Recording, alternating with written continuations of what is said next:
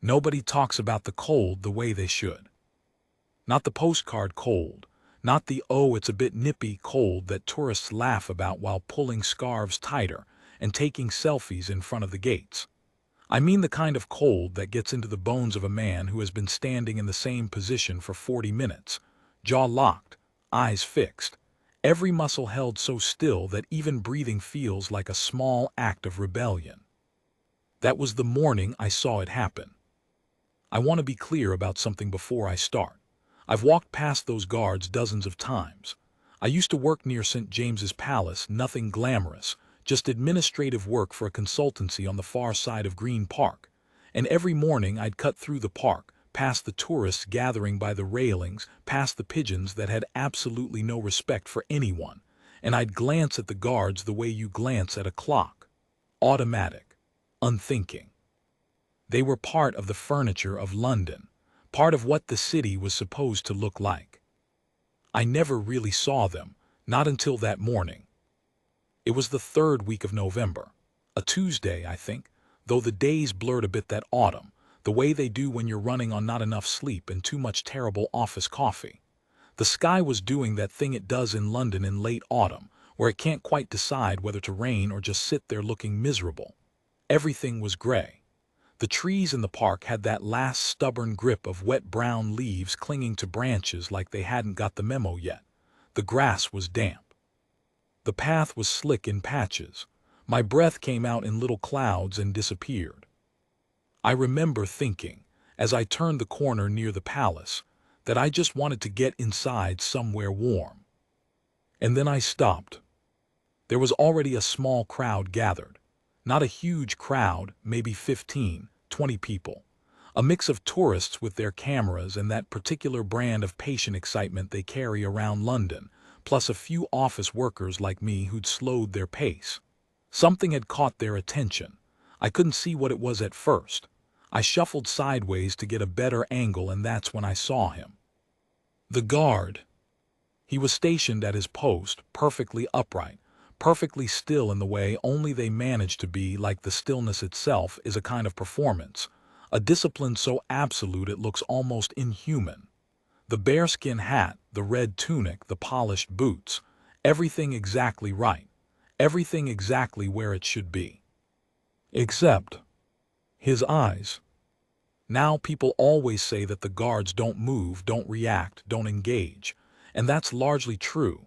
I'd seen tourists do every stupid thing imaginable trying to get a reaction, pulling faces, making sounds, practically dancing. Nothing. The guards are trained to be exactly that. Monuments. Living monuments who just happen to breathe. But this guard's eyes were moving. Subtly, just barely. But I was close enough and the crowd had gone oddly quiet and I noticed. He was tracking something, not a person exactly. Something on the ground. About 4 feet to his left, just inside the edge of what would be his peripheral range, there was a package. A package. Just sitting there on the stone, near the base of the fence post. Brown paper. String tied around it the old-fashioned way, like something from a different era.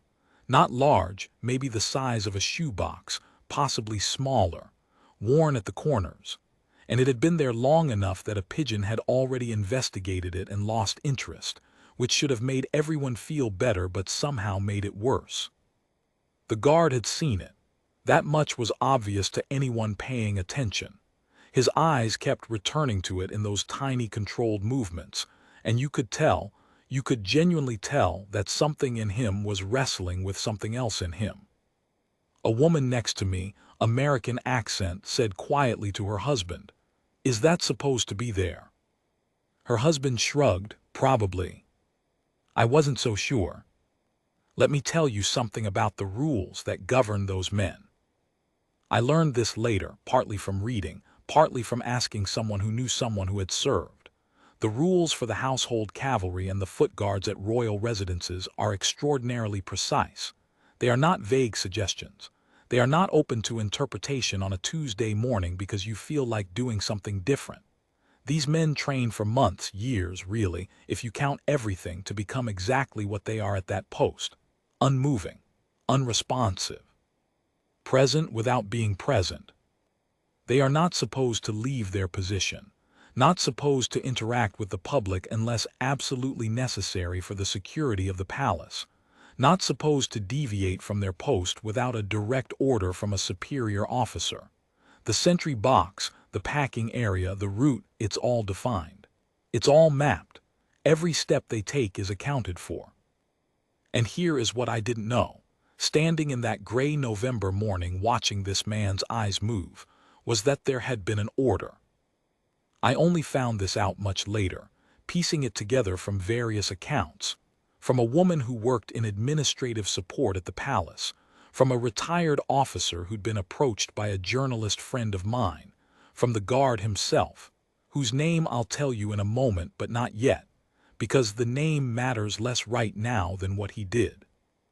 The order had come down that morning through the usual chain of command, as all orders did. It was related to a visit, a scheduled, private, very quiet sort of visit from someone in the family.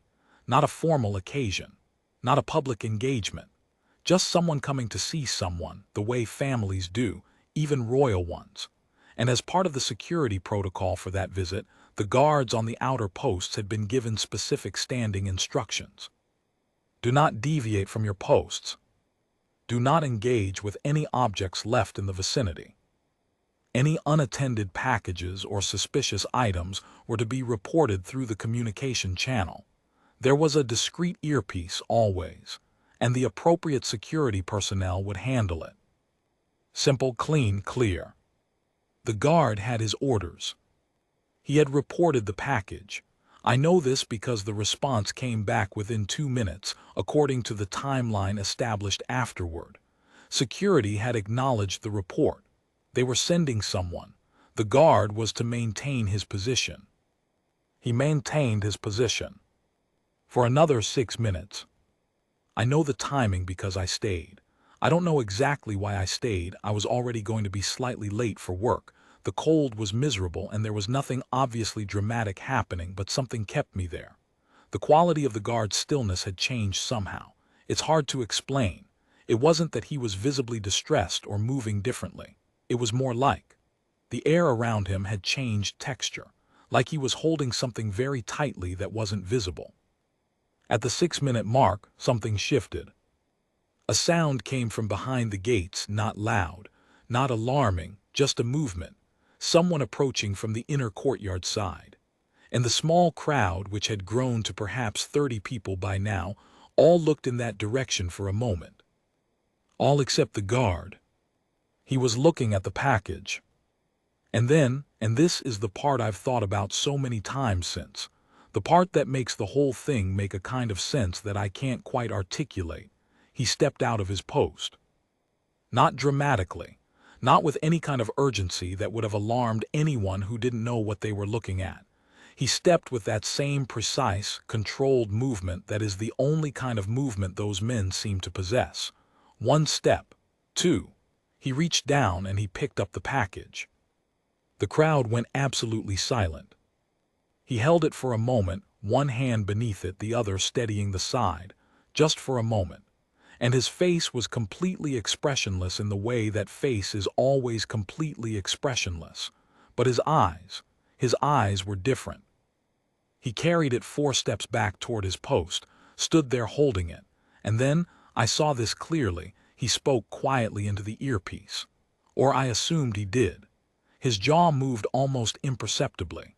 And 30 seconds later, a door opened on the far side and 2 men in civilian clothes moved across the inner courtyard toward the gate. The crowd exhaled. I hadn't realized we'd all been holding our breath. His name, I found out later, was Corporal James Whitmore, 26 years old, from a small town in Shropshire that nobody's heard of unless they're from there. He'd been in the household division for 4 years. By all accounts, and I'm working from limited information here, the palace doesn't exactly issue press releases about these things. He was considered an exceptionally disciplined soldier, not a show-off. Not someone who sought attention. The kind of man who did his job the way most people only manage to do things when someone's watching, except he did it whether anyone was watching or not. That morning he broke protocol. Technically, officially. He left his post and he picked up an unattended package in a security-controlled zone, which is precisely what the standing orders told him not to do. But here is the thing that I keep coming back to. The thing that doesn't fit neatly into any of the narratives I've heard since. It wasn't a bomb scare situation. The package, and this only became clear after the fact, was verified quickly by the two men who took it from him. No threat. No device.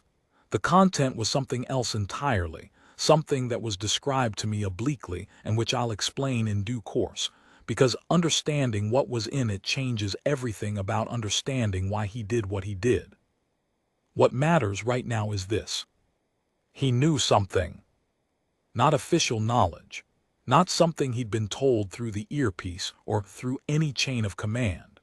Something he'd worked out himself, standing at that post for 6 minutes watching that package sit there in the November cold, running whatever calculations a man runs in that situation with that training and that particular morning's context swirling behind his eyes. He knew it was important. He knew it needed to reach its destination. And he knew that if he waited for the protocol to play out the way it was supposed to play out, it might not. The crowd dispersed, the way crowds do when the thing they were watching has resolved without any proper explosion or drama. People pulled out their phones and wondered aloud whether to post something. Most of them didn't know what they'd seen. Most of them had just seen a guard do something slightly unusual, and then two men in suits collect a box, which is not exactly viral content. I stood there for a little longer than most. The guard had returned to his post. He was standing exactly as he had been standing before, or nearly so. Bearskin hat, red tunic, polished boots, eyes forward. The stillness had returned. But I was close enough that when I finally turned to walk away, I caught something. Just for a second. Just in the peripheral edge of that controlled military face. Something that might have been, if you squinted and you believed in such things, a very small, very private exhale of relief. Like a man who had made a decision and was waiting to find out if he'd made the right one. I walked on through the park. The pigeon that had investigated the package earlier was investigating someone's dropped croissant near a bench. The city went on being the city. The gray sky stayed gray. And somewhere inside those gates, the package was being carried to wherever it needed to go. I didn't think about it much for the rest of that day. Work swallowed the morning the way it always did.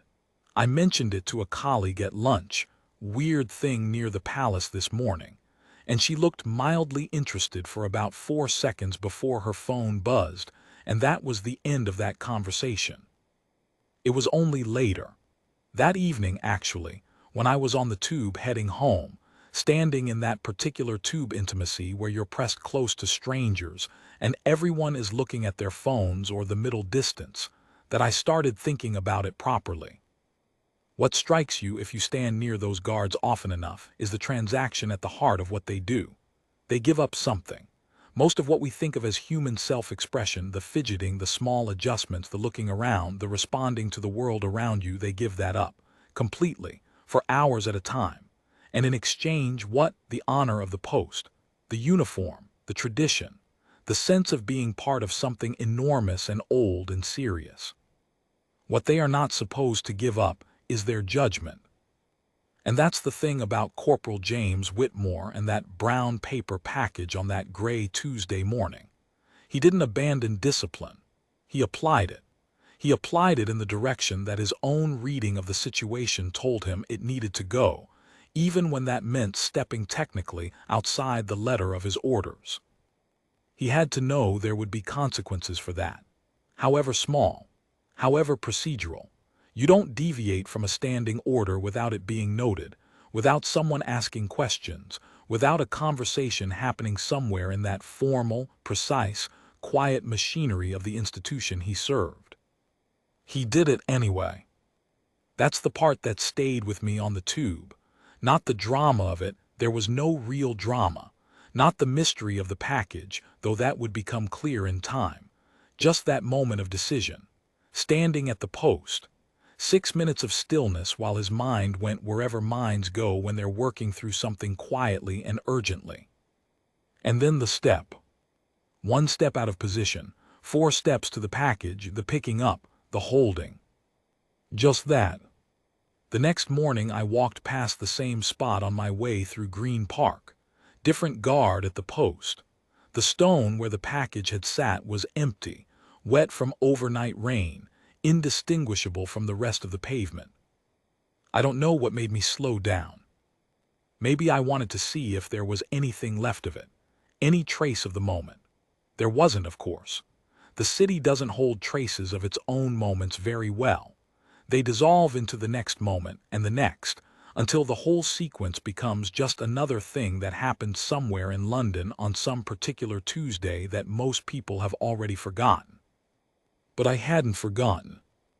And standing there in the cold, with the damp coming up through the soles of my shoes and the morning commuters streaming past me with their coffees and their headphones, I thought about Corporal James Whitmore standing at his post the day before, in that absolute stillness, watching that package. Deciding. I didn't yet know about Catherine. That part would come later. The name Catherine, in a story like this, carries a weight that you have to be careful with. I want to be precise about that. I'm not going to be dramatic about it. I'm not going to suggest I know more than I do, or that I have sources I don't have, or that this story is something it isn't. What I can tell you is what I learned slowly in the weeks after that Tuesday morning, from people who were willing to talk in the careful, oblique way that people talk when they're not supposed to be talking at all. The package had been sent by hand. Not couriered in any official sense. Not through any of the channels that things are supposed to move through when they're heading toward a royal residence. It had been brought to that spot, to that exact section of fence near the guard post, by a woman. An elderly woman, according to one account. Maybe in her 70s, small, wearing a dark coat and moving slowly. She'd placed it there, and she'd walked away without looking back. And no one had questioned her because she'd done it so quietly and so naturally that there was nothing to question. She'd placed it at approximately 7:40 in the morning. The guard who noticed it, Corporal Whitmore, had come on duty at 6. He'd been aware of the package for somewhere between 15 and 20 minutes before he reported it, which means he'd been watching it for a while, which means he'd made certain preliminary assessments before any of what I witnessed. I keep thinking about those 20 minutes, standing in the cold, fully aware of the package, running through what he knew, what he'd seen, what his training told him and what something else told him. The woman, the elderly woman, had apparently said something before she left. Not to the guard directly. She hadn't approached the guard directly. That would have been too obvious, would have meant something official might have to happen immediately. She'd said it quietly, to no one in particular, or maybe to the general air around her, the way people sometimes do when they're old and they've stopped caring what looks strange. She'd said, "It's for Catherine." And then she'd walked away. Just those 3 words. Now, I want to be honest about the chain of how I know this.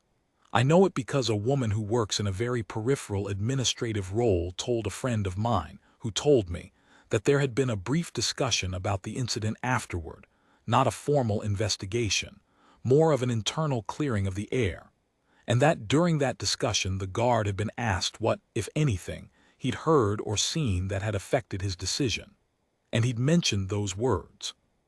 "It's for Catherine."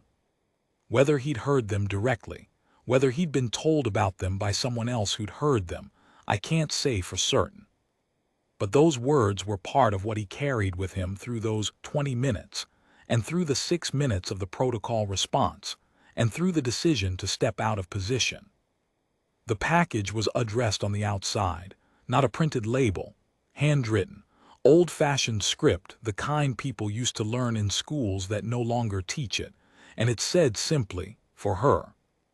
Not a name, just that. For her. Now here is where the story gets complicated in a way that I think is worth sitting with rather than rushing past. Because the question I kept asking myself, and the question anyone would ask, is this: why would a guard risk his post, his record, his standing in an institution he'd given years of his life to, for a package he didn't know the contents of, delivered by a woman he'd never seen before, addressed to a person unnamed? The answer requires understanding something about what that morning was. It wasn't a random Tuesday in November. It was the anniversary of something. A private anniversary, not a public one. Not something on the official calendar. The kind of anniversary that only exists in the reckoning of the people who carry it. The elderly woman, I'll call her Mrs. Hargrove, because that's close enough to the name I was given without being exact, had been a lady's companion. Decades ago. She had served in that role for a number of years, in the way that certain women of certain generations served in certain households, invisible and essential at the same time, knowing everything and officially knowing nothing. She had left that service long before any of the events of recent years. She had gone on to live a quiet life in a part of Wiltshire that isn't picturesque enough to attract tourists. But she had kept something. She had kept it for a very long time. Longer than anyone outside of one or two people knew. She had kept it because she hadn't known what else to do with it, and because getting rid of it had felt wrong, and because there was always the possibility that one day it would matter to someone. And on a gray Tuesday in November, she decided that the time had come. She'd taken 2 trains and a taxi to get to London, which at her age and in that weather was not a small thing. She'd found the spot she'd been to before once years ago, though the guard at the post then had been a different man entirely. She'd placed the package.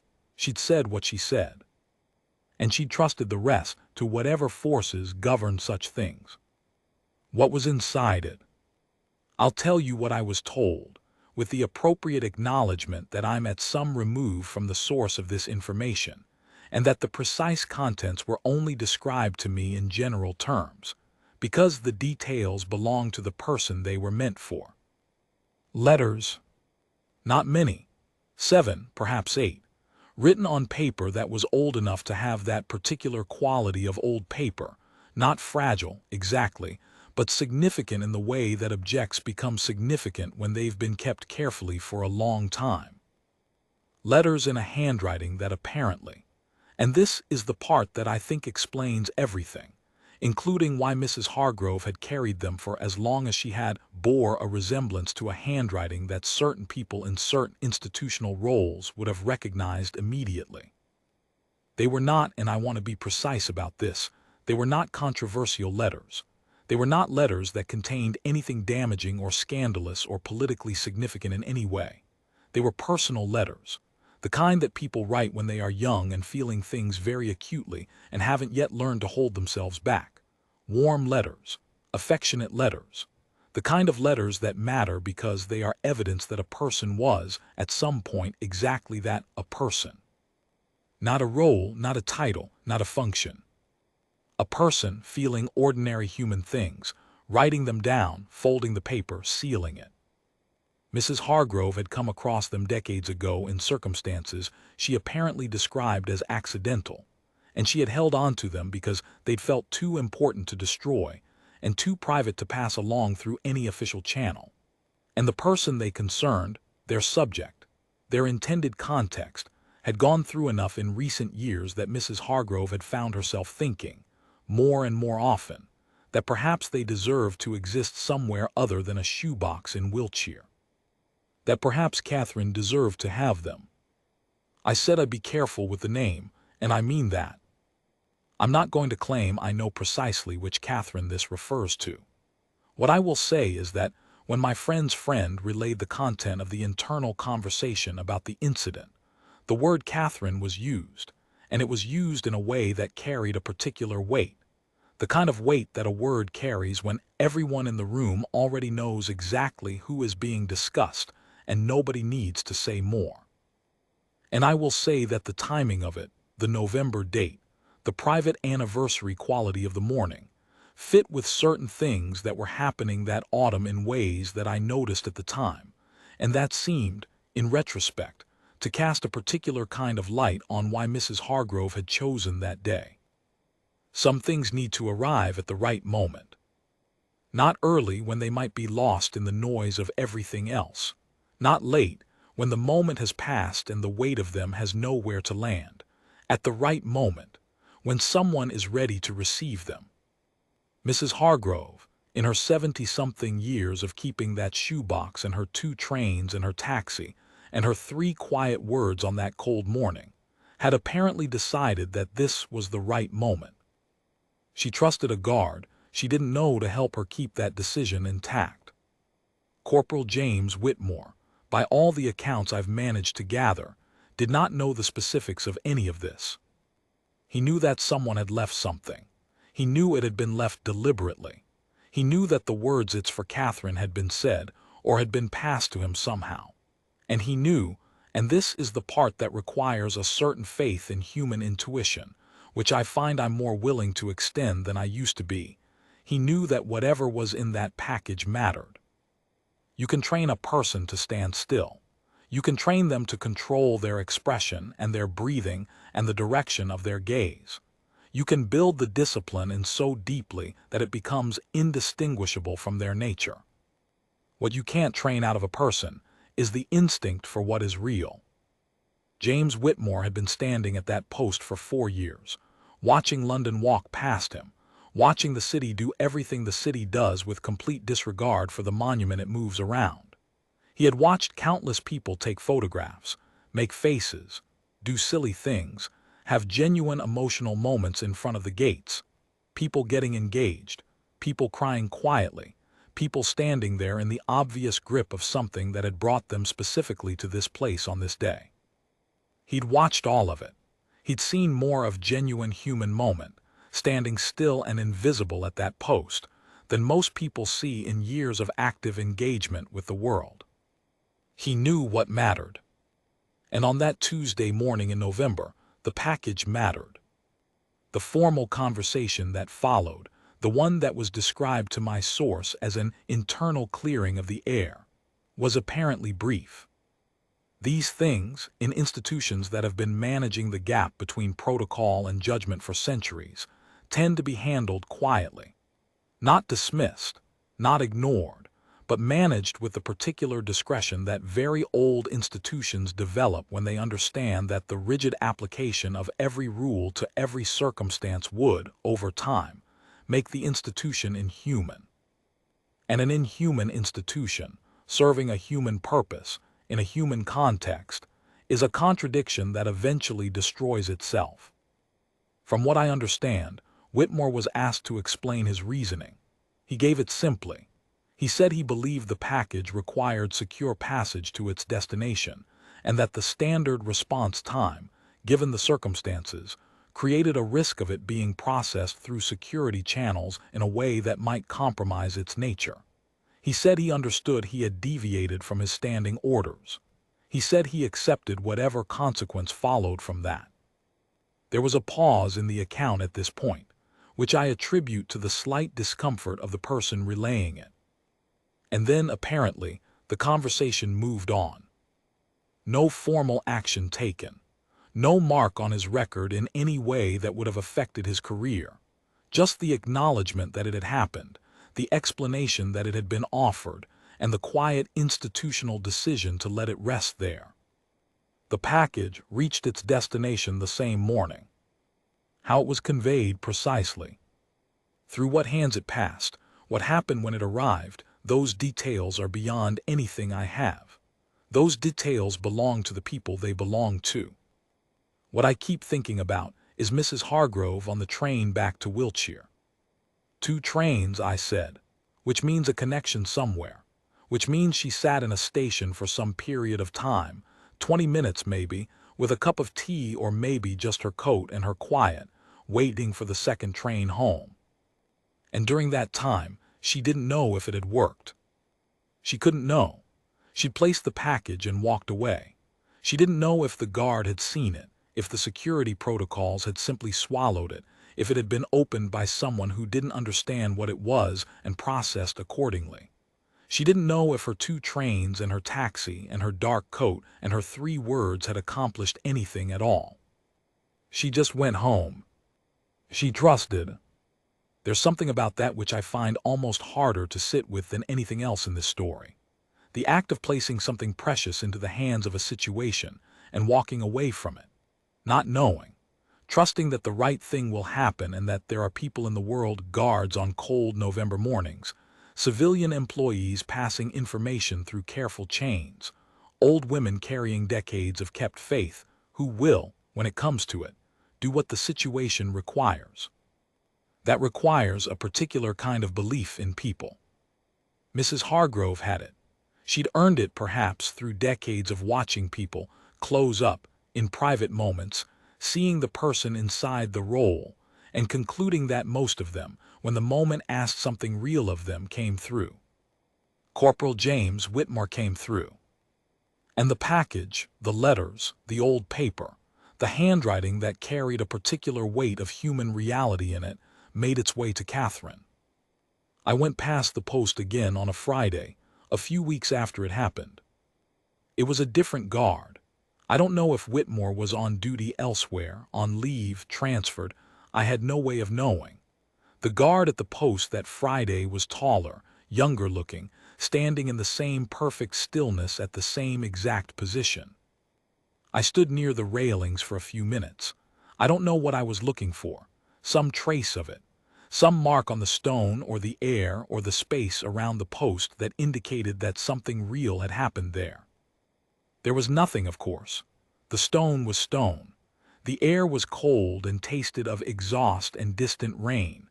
The guard was still and expressionless and present in that way those men are present, which is total and oblique at the same time. A Japanese tourist couple asked me to take their photo. I took it. They smiled enormous smiles.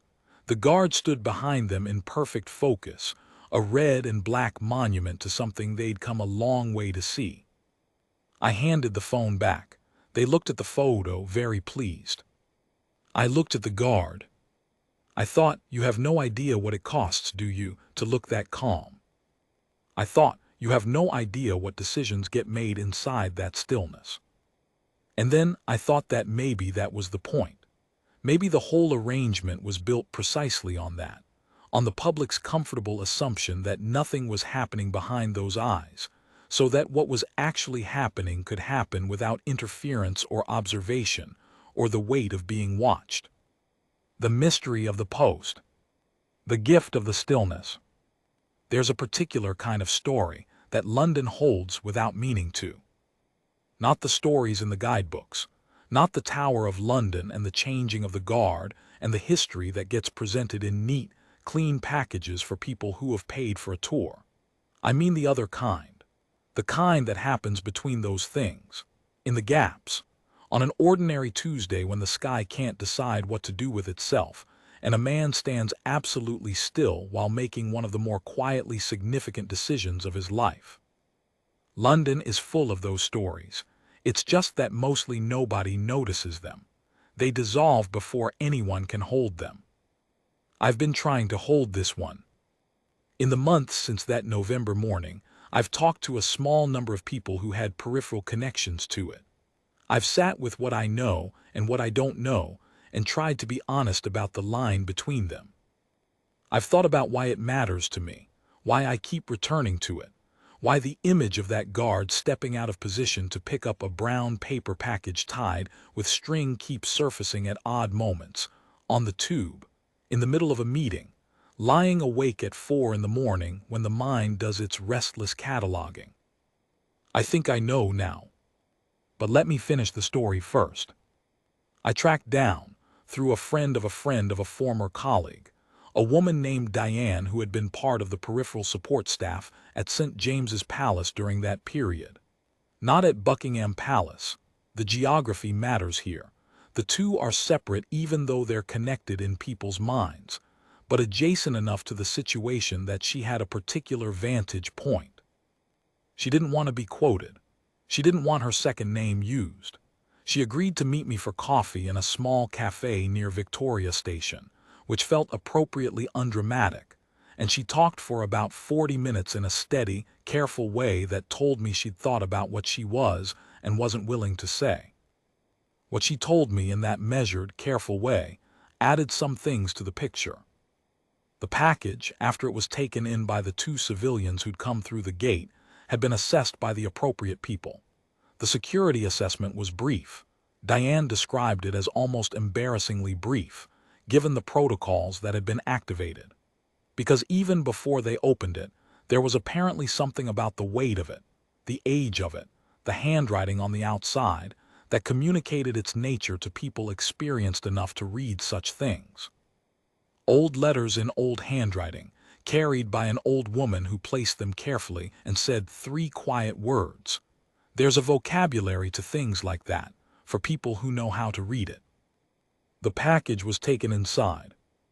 What happened next, Diane said, she knew only partially and by inference, the way you know things when you're in a supporting role and the main action is happening in rooms you don't enter.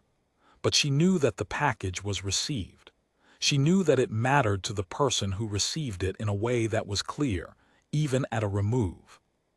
She said, some things find their way home when they should. Most of the time they don't. This one did. She said it in the tone of someone who'd seen more things fail to find their way home than make it, and who'd learned to be grateful for the exceptions. I want to tell you about one more thing that happened. Something smaller, which is perhaps why it keeps sitting with me as the detail that holds everything else in place. About 6 weeks after the morning with the package, I was walking past the post at a slightly different time than usual, early afternoon, rather than the morning commute. Different quality of light, fewer tourists. The December cold had settled in properly by then, the kind that doesn't bother trying to be dramatic about it, just sits there being gray and absolute. The guard at the post that afternoon was Corporal James Whitmore. I knew it was him because I'd been given a description, medium height, slightly broader through the shoulders than average for his build, a small scar at the edge of his jawline visible if you were close enough. I was close enough. I didn't approach him. You don't approach them. That's the whole point of the arrangement. But I walked slowly past, slowly enough. And here is what I noticed and what I've turned over in my mind many times since. There was a child, maybe 4 years old, standing near the post with her mother. The child was doing what children do at that age when confronted with something they don't understand, which is to say, she was staring completely openly and without any of the social filters that adults spend years developing. Just staring. At the guard. At the hat. At the face. At the absolute total stillness. And then, in the way children do when the thing they're looking at doesn't respond, she took a small step closer. And then another. Until she was close enough that she was almost within arm's reach of the post, just looking straight up at this man who was looking straight ahead. Her mother reached for her shoulder to pull her back. And James Whitmore's eyes moved. Down just barely, just for a fraction of a second, to the child's face, and then back up, forward, as they were supposed to be. But in that fraction of a second I saw something happen in his expression. The tiniest shift. Not a smile, nothing that dramatic. Nothing that would have registered on a photograph. Just a slight easing around the corners of his eyes. Like a thing relaxing almost imperceptibly, briefly, before returning to what it needed to be. The child's mother pulled her gently away. The child went, still looking over her shoulder at the guard, obviously considering this the most significant encounter of her recent life. Whitmore stood still. I walked on. What do you make of a man like that? I've asked myself this question enough times that the question itself has started to feel like a kind of answer. What do you make of someone who has chosen to inhabit a role so demanding and so particular that most people can't look at it without a faint discomfort? The slight unease that comes from watching a human being holding themselves in perfect stillness while the world moves around them. Who has decided that this is worth something, that the discipline of it means something, and who shows up for it in the gray and the cold and the long hours of being looked at without being seen?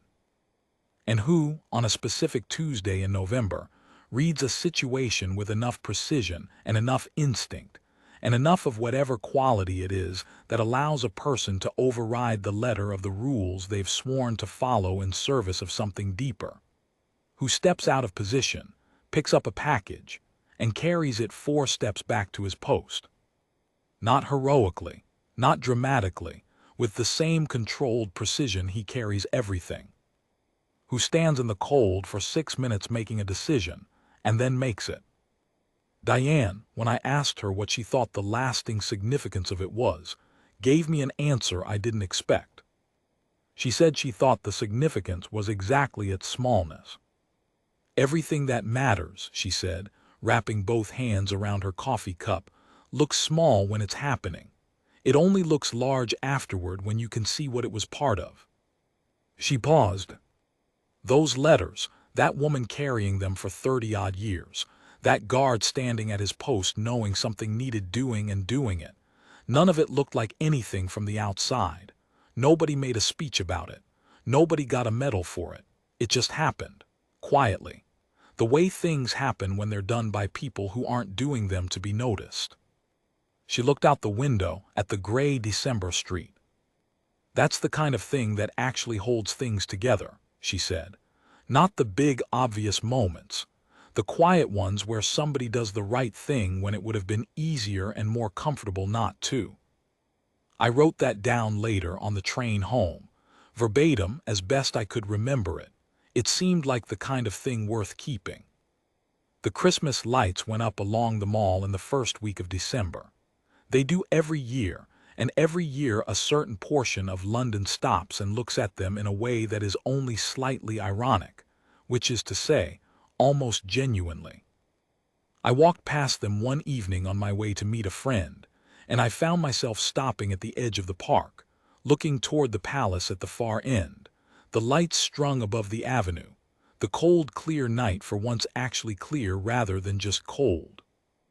I thought about all the things that had moved through those gates over the years, the history of it, the pageantry, the public moments that everyone sees and the private ones that nobody does, the weight of what the institution carries and the people inside it who carry the institution's weight, each in their own way, none of it visible from the outside except through occasional fragments.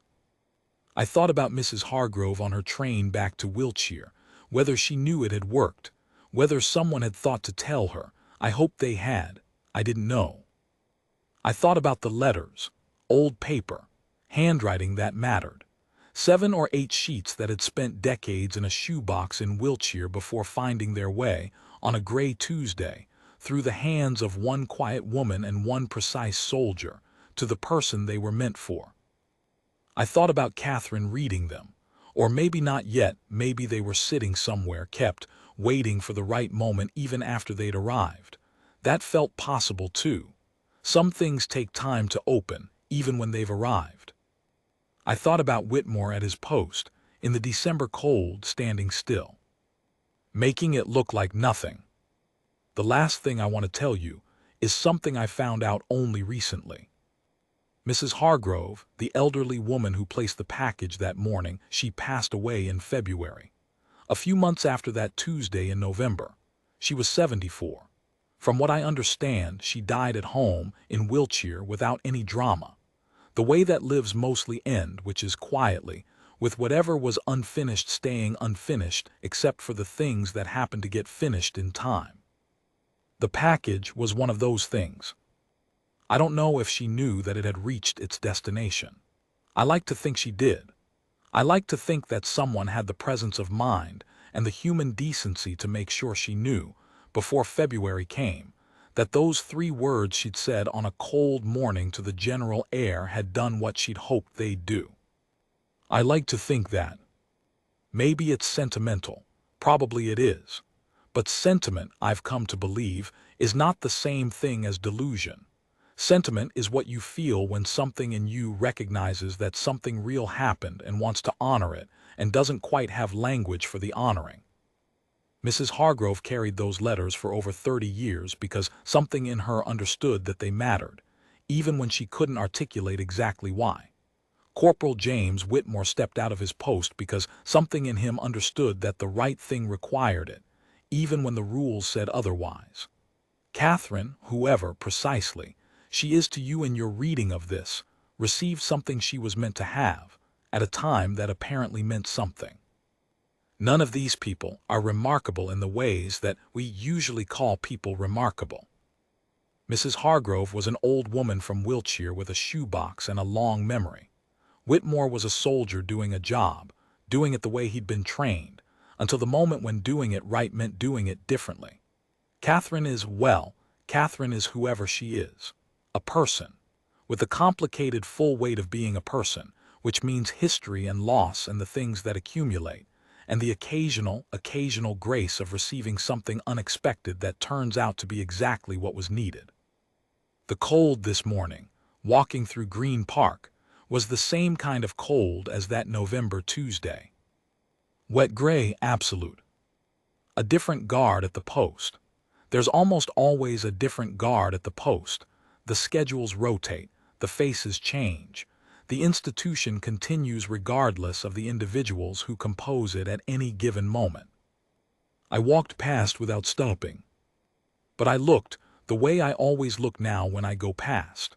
Not the way I used to look, automatic, clock-checking, unregistering. The way you look at something when you know it has a life behind it. When you understand that the stillness is not the absence of something but the container of it. The guard's eyes were forward. Somewhere behind them, the same quiet machinery ran. The assessments, the awareness, the long patient practice of holding both the role and the self at the same time. The discipline and the instinct, each one a check on the other. The knowledge that the rules exist for good reasons and the other knowledge, quieter and less formal but no less certain, that rules exist in service of something, and sometimes serving that something requires the judgment to know when the rule and the purpose have temporarily diverged. I kept walking. The city went on being the city. The pigeons went on being pigeons. The morning commuters passed with their coffees and their headphones, and the complete unawareness that is the privilege of being part of the background of your own life. And in a private room somewhere in a palace that the tourists take photographs of but never enter, maybe Catherine had a box of letters she kept somewhere. Maybe she'd read them. Maybe not yet. Maybe they were just there in some drawer or on some shelf, in that quality of presence that very old things have, not urgent, not demanding, just present, available, waiting for the right moment to be what they were. The weight of paper, the weight of handwriting, the weight of being known across time by someone who thought you were worth knowing. That's what Mrs. Hargrove carried across 30 years and 2 train rides. That's what James Whitmore carried 4 steps out of position, in the cold, on a gray November morning. That's what made it across the gate. That's what stays.